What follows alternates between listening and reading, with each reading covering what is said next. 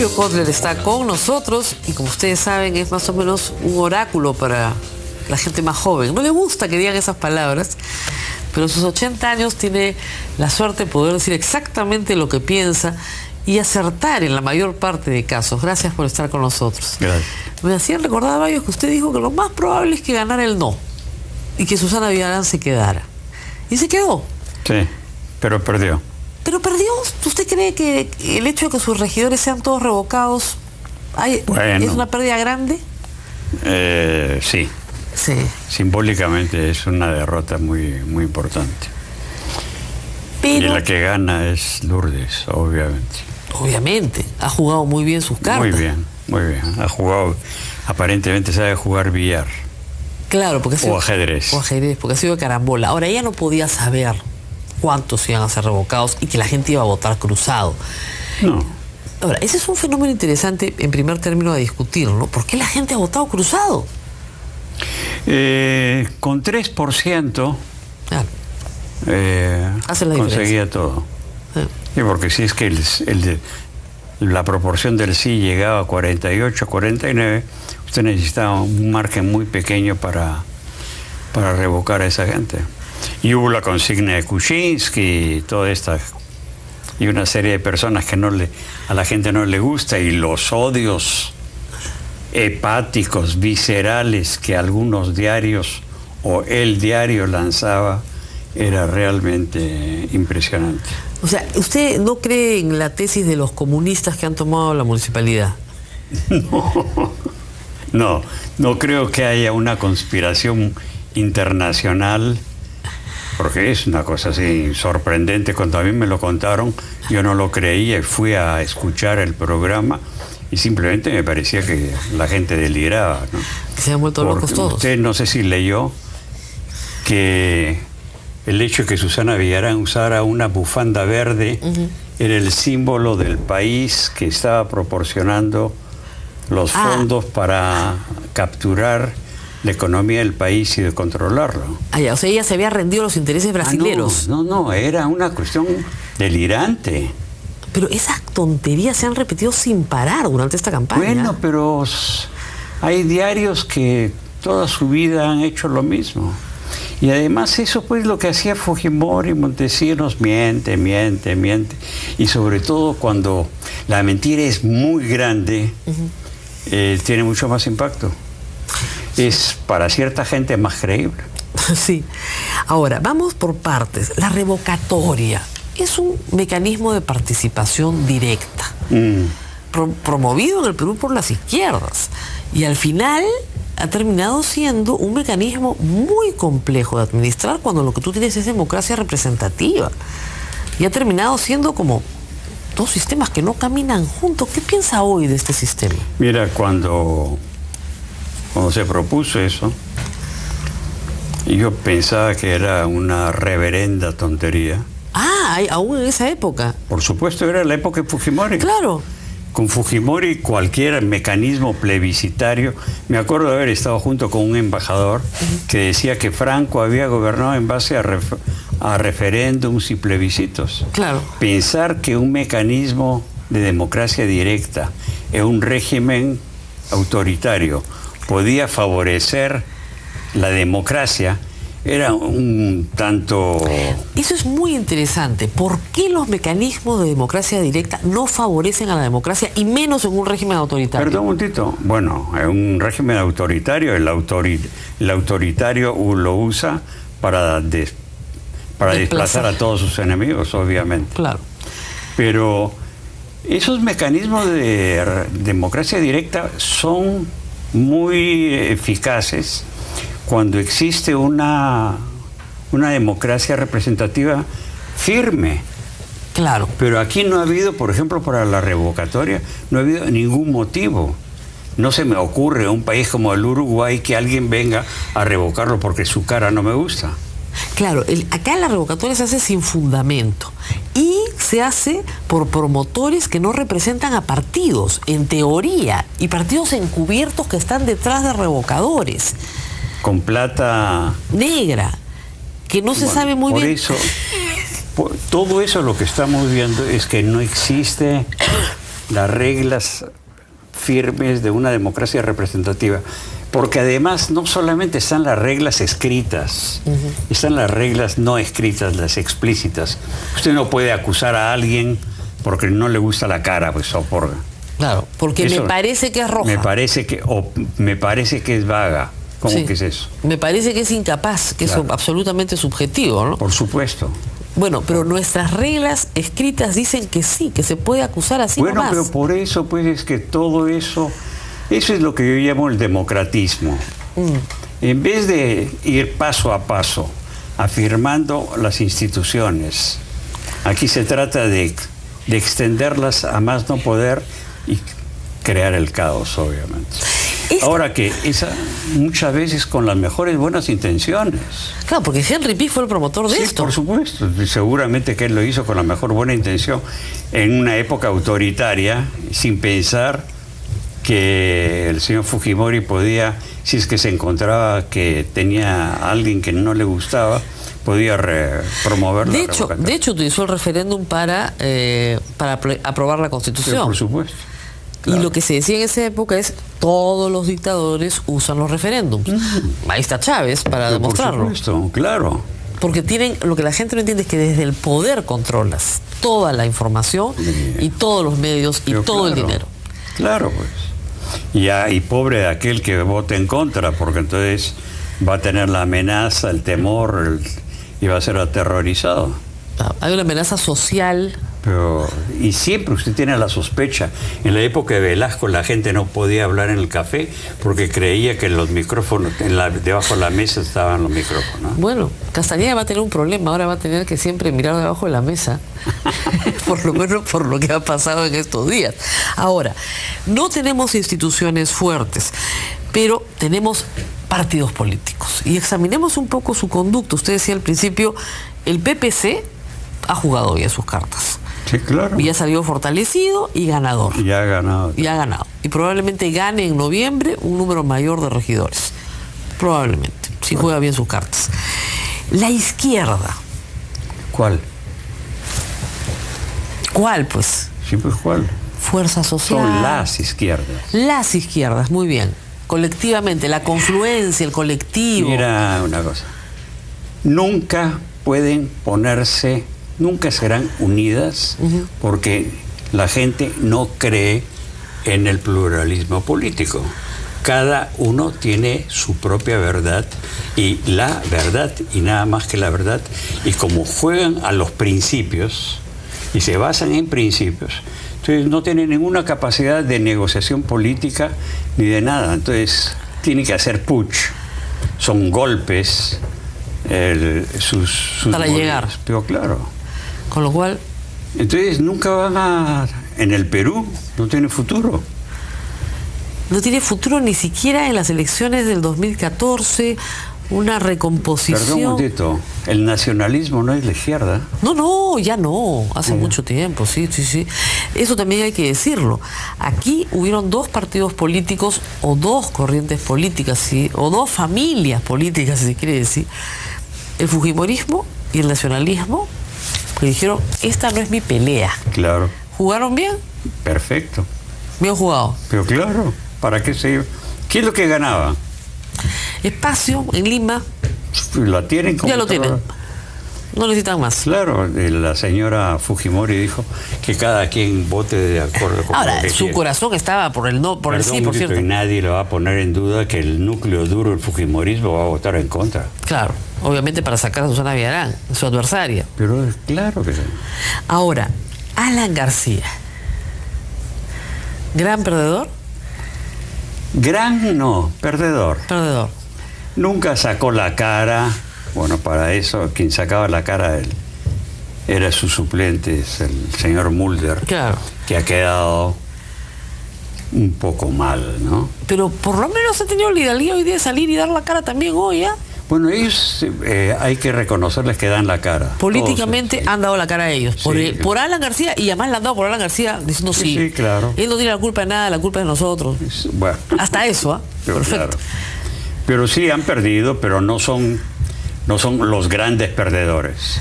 Castañeda Locio. Es el gran perdedor. Ese es el gran perdedor, ¿no? El gran perdedor y pierde feo.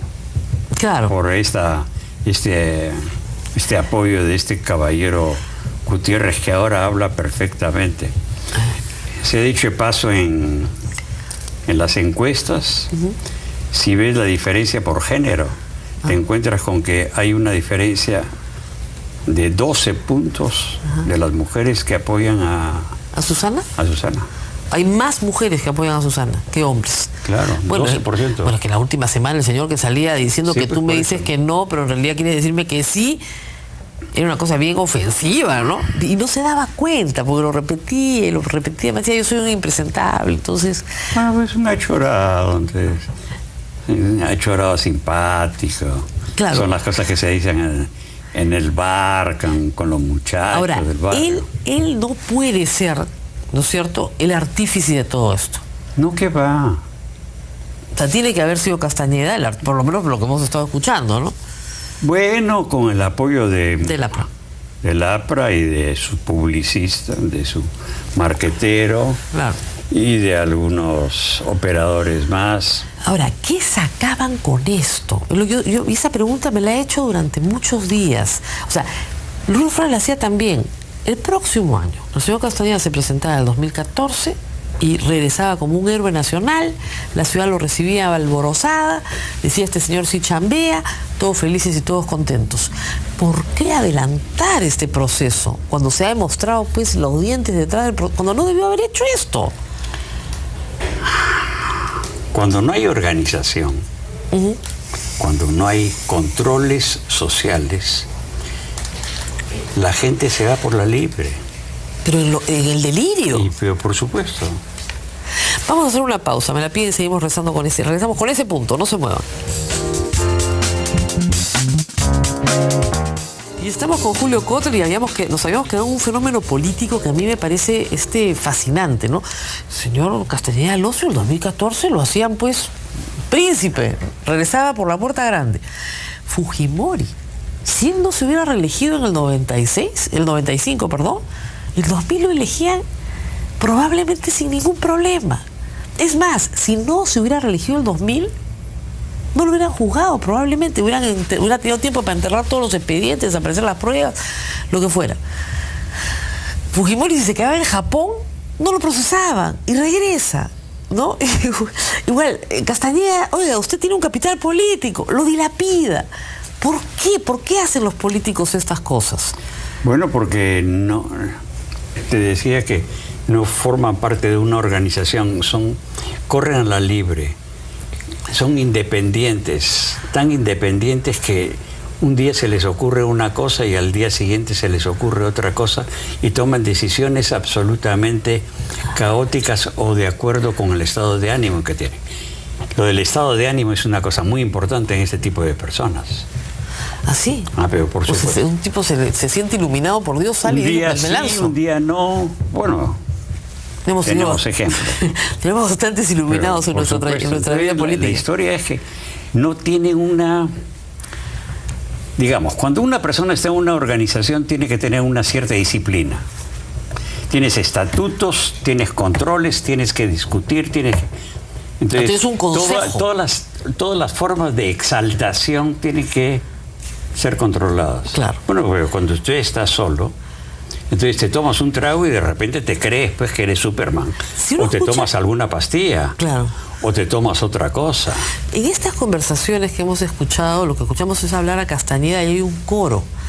Ja, se ríen de lo que él dice. Le dicen, no, sí. Eso es fatal para un político. Bueno, pues eso es la cuestión cuando existe ese tipo de organizaciones políticas o ese tipo de liderazgo en el cual están todos los ayayeros, claro, con los grandes patrones y que le ven todo lo que escribe es una maravilla y todo lo que dice son puras perlas. No hay quien lo controle. Claro. Y cuando no hay control, entonces dependes exclusivamente de tu estado de ánimo o de de que te sube la presión, te baja la presión. Los mafiosos italianos tenían la figura del consigliere para calmarlos. Claro. No, decían que los mafiosos, digamos, latinoamericanos, Escobar, todos estos vinculados, no tenían esa figura y por eso se disparaban a hacer estas masacres. Entonces, tal vez lo que le falta a los políticos en el Perú es un consejero, ¿no? Que le diga... es un consejo. Un consejo que les Más diga que un aguante. consejero es eso. Claro, la figura del consejo que le dice, no nos metamos ahora, en esto. Lo que sucede es que hay organizaciones en las que el líder se cree tan grandioso que tampoco les hace caso. Claro, que se come el consejo completo. Tú escuchas hablar que yo estuve en el comité directivo y le dije, cuídate de esto y esto. Nunca me hicieron caso. Claro. Ahora, es interesante, pero las organizaciones más institucionalizadas son las que han quedado a un lado y las menos institucionalizadas al otro. Si uno ve, digamos, Solidaridad Nacional, que es un club de amigos finalmente, es la que ha quedado como el gran perdedor.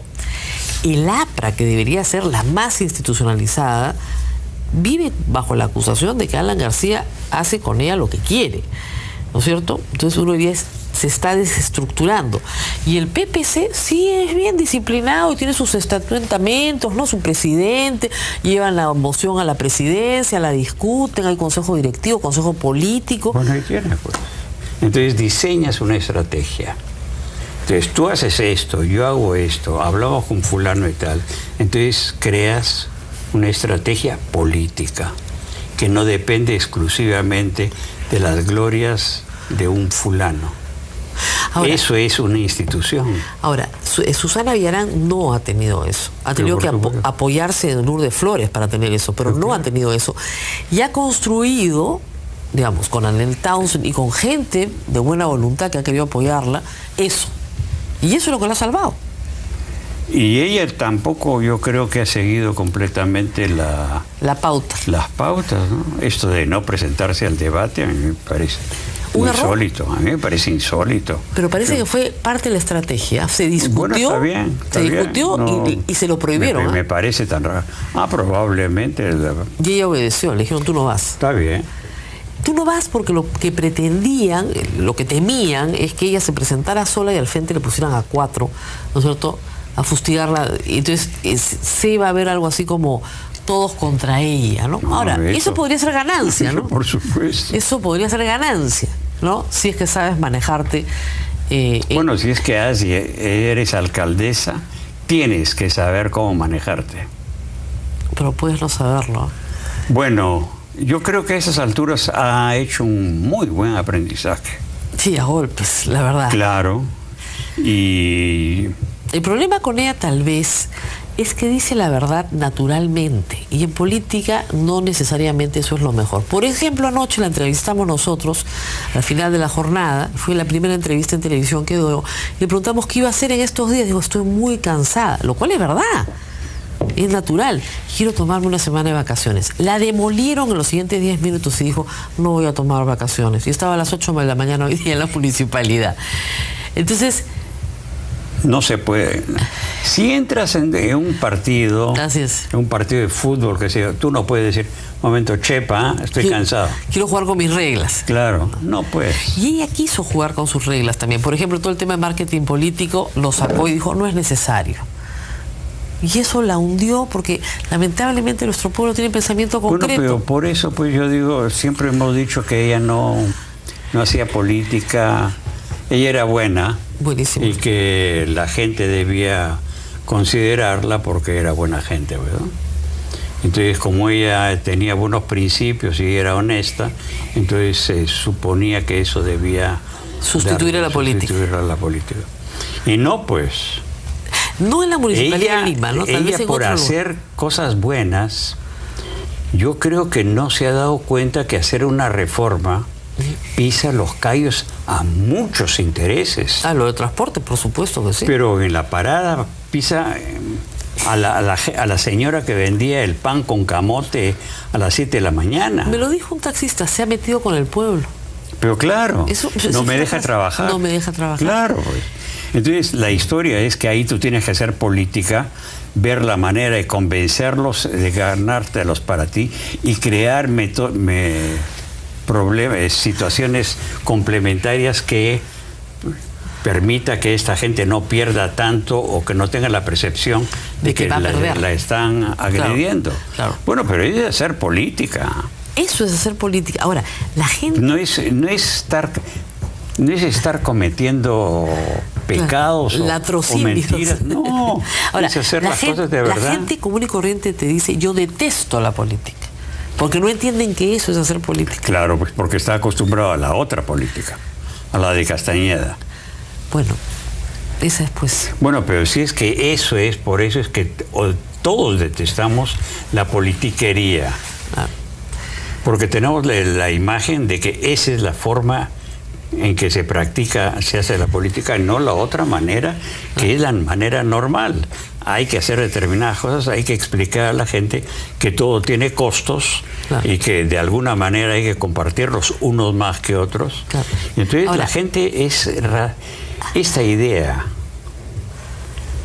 que la gente es irracional. No, es absurdo, es completamente racional. Todos somos racionales en el mercado, además. Sí, pues no, pues político por eso, y económico. Pero por eso, ¿no? Si es que esa gente vota de esa manera es porque es irracional. Si es de una bajeza, ¿no? Y una arrogancia sin límites. Pero al final, lo que nos va a quedar de esta elección, yo creo que son dos cosas. La primera es que esta institución de la revocatoria tiene que o abolirse o reformarse, ¿no es cierto? Y la no segunda, solamente esa. Y la segunda es que los alcaldes tienen que hacer política. Bueno, pero eso en el buen sentido de la palabra. Y después hay que hacer una revisión de todo lo que significa descentralización. Así es, de todas las normas de descentralización. De todas las normas de descentralización. Doctor Kollner, nos tenemos que despedir. Siempre es un gusto tenerlo acá. Deberíamos tener 1 hora y media para conversar con el doctor Kollner. Nunca nos alcanza. Gracias por haber estado con nosotros. También por la invitación. Y nosotros nos vemos mañana, nuevamente aquí en RMP.